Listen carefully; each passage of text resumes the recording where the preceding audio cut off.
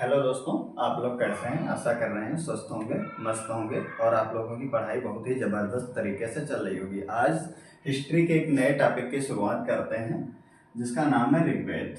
क्या नाम है? ऋग्वेद। जिसका टाइम पीरियड कितना है? 1500 ईस्वी ईसा पूर्व से लेकर 1000 ईसा पूर्व तक है। ठीक है। प्राचीन भारतीय इतिहास को लिखने के जो प्रमुख स्रोतों में से एक जो स्रोत है, यानी प्राचीन भारत का इतिहास जानने के, प्राचीन भारत के इतिहास को जानने का, इतिहास को जानने का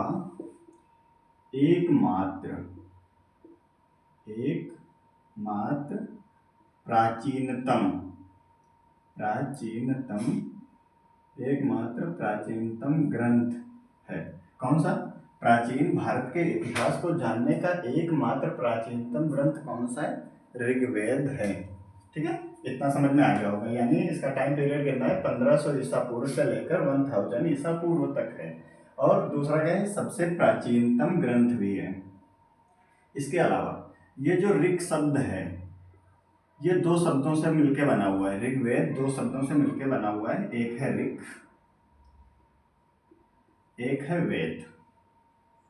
एक है वेद। वेद का मतलब होता है जानना, जानना यानी नॉलेज, टू नॉलेज बोल सकते हैं इसे। क्या बोल सकते हैं? To knowledge. टू नॉलेज यानी इसे एक और बोला जा सकता है ज्ञान। ऋग, ऋग का मतलब होता है ऋषियों द्वारा रचित, ऋषियों द्वारा रचित, ऋषियों द्वारा रचित। या दूसरा एक अर्थ और भी हो सकता है। ऋग का मतलब हो गया ऋचाओं से जो बद्ध है। ऋचाओं, ऋचाओं का मतलब हो जाएगा यहाँ पे मंत्र, मंत्र। ऋचाओं से जो बद्ध है उसे बोला जाएगा। अब समझ में आ गया होगा। ऋग्वेद किससे बना है? दो शब्दों से मिलकर बना हुआ है ऋग्वेद। ऋग, ऋग का मतलब है जो ऋषियों द्वारा रचित है या जो ऋचाओं से बद्ध है। दूसरा है वेद। वेद का मतलब होता है जानना, यानी टू नॉलेज या फिर ज्ञान। ठीक है। अब बात आती है ऋग्वेद के ऑन। तो ऋग्वेद के 3 पार्ट मिलते हैं। कितने मिलते हैं? ऋग्वेद के 3 पार्ट हैं। कितने पार्ट हैं? 3 पार्ट हैं। एक का नाम है शाकल, एक का नाम है शाकल, दूसरे का नाम है वाष्कल एंड थर्ड है बालखिल्य। बालखिल्य। शाकल जो है, इसमें जो है बालखिल्य में 11 मंत्र हैं। इसमें जो है 56 मंत्र हैं और इसमें जो है 1028 बोल सकते हैं। ये हो गया। यानी ऋग्वेद के 3 पार्ट मिलते हैं, शाकल, वाष्कल और बालखिल्य। ठीक है, ठीक है। तो ये हो गया। ऋग्वेद के 3 पार्ट मिलते हैं। शाकल जिसमें 1017 मंत्र हैं, वाष्कल में 56 मंत्र हैं, बालखिल्य में 11 मंत्र हैं। अब बात आती है ऋग्वेद को जो पढ़ाता है, यानी ऋग्वेद के जो मंत्रों का उच्चारण करने वाला होता है, मंत्रों का जो उच्चारण करता है इससे बोलते हैं, ऋग्वेद के जो मंत्रों का उच्चारण करता है उससे बोलते हैं, हाँ सही है, होत्र। क्या बोलते हैं? होत्र। कहीं कहीं होता भी मिलता है, होता। ठीक है। मंत्रों का जो उच्चारण करे, यानी ऋग्वेद के जो मंत्रों का जो उच्चारण करता है ये पुरोहित जो होता है, यानी जो पुरोहित होता है इसे बोलते हैं होत्र। पुरोहित जो होता है इसे बोलते हैं होत्र। यानी सभी के वेद हैं, यानी जितने भी वेद हैं इनके सबके अपने अपने पुरोहित होते हैं। बता ही देता हूँ। ठीक है, पहला वेद जो है ऋग्वेद है, याद करने के लिए। ऋग्वेद जो है इसका जो पुरोहित होता है इसका नाम होता है होत्र। होत्र। दूसरा वेद है यजुर्वेद। यजुर्वेद। जो यजुर्वेद है इसका है अध्वर्यु। अध्वर्यु यानी इसके जो मंत्रों का उच्चारण करता है उस पुरोहित को बोलते हैं अध्वर्यु, यजुर्वेद। तीसरा होता है सामवेद। सामवेद इसका जो होता है उद्गाता। उद्गाता। और जो चतुर्थ वेद है उसका नाम है अथर्ववेद। क्या नाम है? अथर्ववेद। इसका जो पुरोहित होता है उसका नाम होता है ब्रह्मा। याद कैसे करा जा सकता है? जो ऋग्वेद है यह देखना है ऋण की जो में मात्रा लगी हो यानी इसमें लगी है यानी होत्र। यजुर्वेद यानी छठों की मात्राएं। याद करने का तरीका ये हो सकता है कि इन चारों नामों में से छठों की मात्रा किसमें लगी? इसमें लगी यानी अध्वर्यु। सामवेद सिंपल शब्दों में लिखा हुआ है, सिंपल मात्राओं में, तो इस तरह सिंपल मात्राओं में उद्गाता। अथर्व जो रा लगा हुआ है इससे ये देखना है कि ये ब्रह्मा। अथर्ववेद अथर्वा ऋषि यानी ब्रह्मा जी एक ऋषि के रूप में, तो ये हो जाएगा, ये याद कर सकते हो।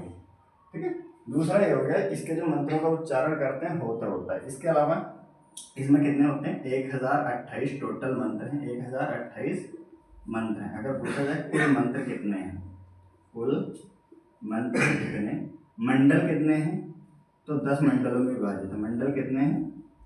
10 मंडल है। कितने मंडल हैं? 10 मंडलों में विभाजित है।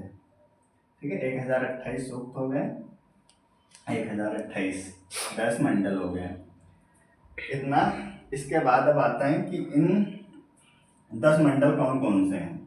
तो 10 मंडल में देख लेते हैं। पहला, first, second, third, fourth, fifth हो जाएगा, सिक्स्थ हो जाएगा, सेवेंथ हो जाएगा, एट्थ हो जाएगा, नाइन्थ हो जाएगा और 10th हो जाएगा।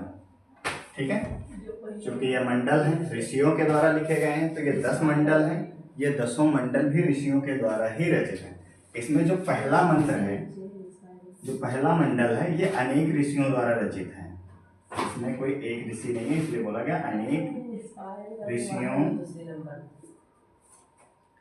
ऋषियों द्वारा रचित। अनेक ऋषियों द्वारा रचित है। दूसरा है, इसके लिए एक मैंने ट्रिक बनाई है। देखो, जी वी वा, ये एक साथ जी वी वा अ भा व के पी एम। अब यहां से पता चल जाएगा कि किसके द्वारा रचित है। तो जी से हो जाएगा ग्रथमद भार्गव। ग्रथमद भार्गव। एंड थर्ड जो मंडल है ये किसके द्वारा लिखा गया है? वी से हो जाएगा विश्वामित्र। क्या हो जाएगा? विश्वामित्र। चतुर्थ जो है, चतुर्थ मंडल जो ऋग्वेद का है वो किससे संबंधित है? वामदेव से संबंधित है, यानी जो कृषि के देवता हैं। वामदेव। वामदेव किसके देवता हैं? कृषि के देवता हैं। कृषि के देवता हैं। आ से हो जाएगा अत्रि मुनि के द्वारा रचित है। अत्रि मुनि। अत्रि हो जाएगा।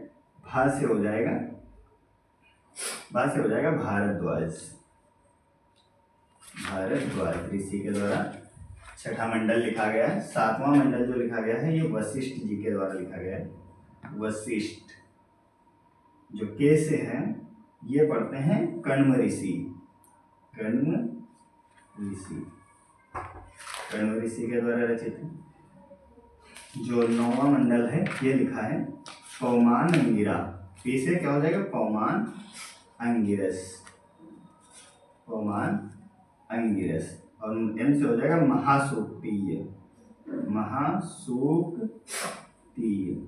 दूसरे हैं क्षुद्र सूक्तीय। क्षुद्र सूक्तीय।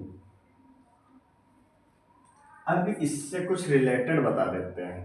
इसमें जो पहला मंडल है और ये जो 10वां मंडल है, पहला और 10वां, ये बिल्कुल नवीन मंडल है। यानी नवीन का मतलब हो जाएगा ये सबसे अंत में लिखे गए हैं, जो नए हैं। नवीन मंडल है, ये भी नवीन मंडल है, नवीन मंडल। और ये जो 2 से लेकर 7 तक है, 2 से लेकर 7 तक, यानी 2 से लेकर कहाँ तक जाएंगे, 7 तक, ये सर्वाधिक प्राचीन मंडल है। क्या है, 2 से लेकर 7 तक, यह है सर्वाधिक प्राचीन मंडल, यानी ये सबसे पहले लिखे गए। इसके अलावा ये चूंकि ऋषियों के द्वारा रचित है, इसलिए इन्हें क्या बोला जाता है, 2 से लेकर 9 मंडल तक, ये जो पूरा है इसे बोला जाता है ऋषि मंडल भी बोला जाता है। क्या बोला जाता है, ऋषि मंडल, या फिर वंश मंडल के नाम से भी जाना जाता है, वंश मंडल, वंश मंडल के नाम से भी जाना जाता है। इसके अलावा ये जो तीसरा मंडल है, ऋग्वेद का जो तीसरा मंडल है विश्वामित्र, इसमें विश्वामित्र द्वारा किसको, सवित्र देवता को, सवित्र यानी सूर्य देवता को, सवित्र यानी सूर्य देवता को, सूर्य देवता को समर्पित क्या है, एक गायत्री मंत्र का उल्लेख है, गायत्री मंत्र का उल्लेख है।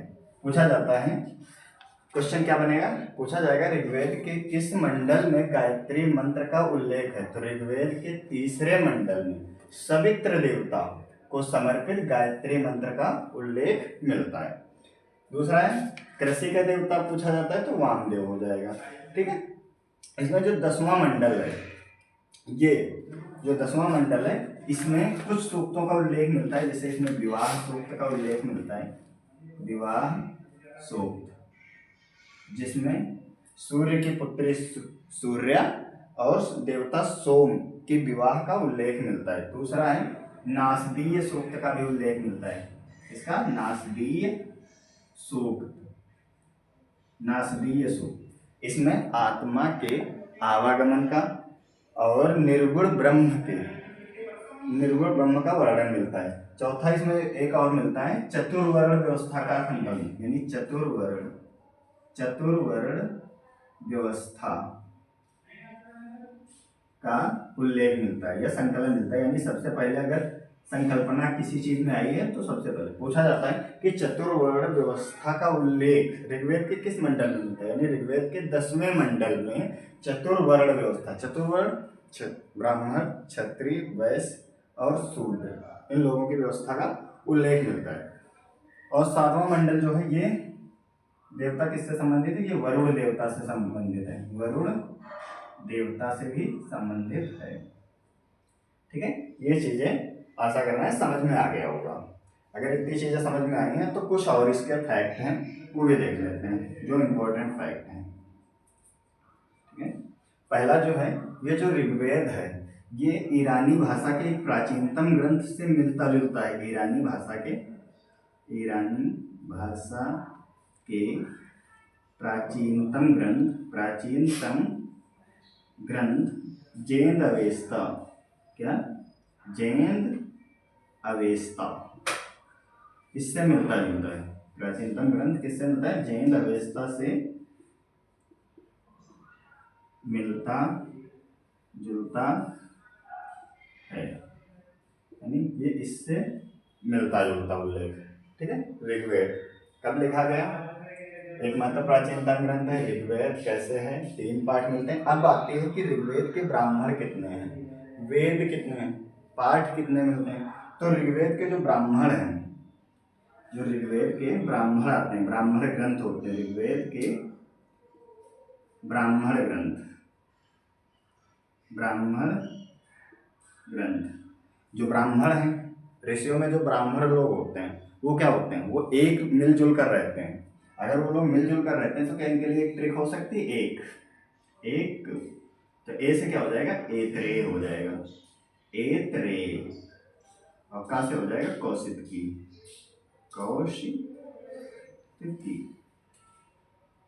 एक हो जाएगा। इसके अलावा बात आई ऋग्वेद के ब्राह्मण ग्रंथ। अब आता है ऋग्वेद के उपनिषद। ऋग्वेद के उपनिषद। ऋग्वेद के उपनिषद। उप का मतलब होता है पास में बैठना। किसके पास में बैठना? यानी जो गुरु है, जो गुरुकुल में गुरु होते थे उनके पास में बैठना। तो उपनिषद का जो शाब्दिक अर्थ होता है उसका मतलब होता है समीप बैठना या निकट बैठना। तो समीप कौन लोग बैठेंगे? कई लोग हो जाएंगे, कई लोग बैठेंगे। तो यानी इसके लिए क्या ये पिक्चर ये बन सकती है, शाखाओं की बात होती है। ऋग्वेद की शाखाएं, यानी ऋग्वेद की कितनी शाखाएं हैं? तो ऋग्वेद की 5 शाखाओं का उल्लेख मिलता है। कितनी शाखाओं का उल्लेख मिलता है? 5 शाखाओं का उल्लेख मिलता है। 5 के नाम, इनके लिए एक ट्रिक है, 4 1 5। यानी जो शाखाएं हैं, ऋषि लोग हैं, तो ये लोग क्या करेंगे? एक आवास में रहेंगे। क्या रहेंगे? आवास में। ऐसे आवास में, यानी AVSSM।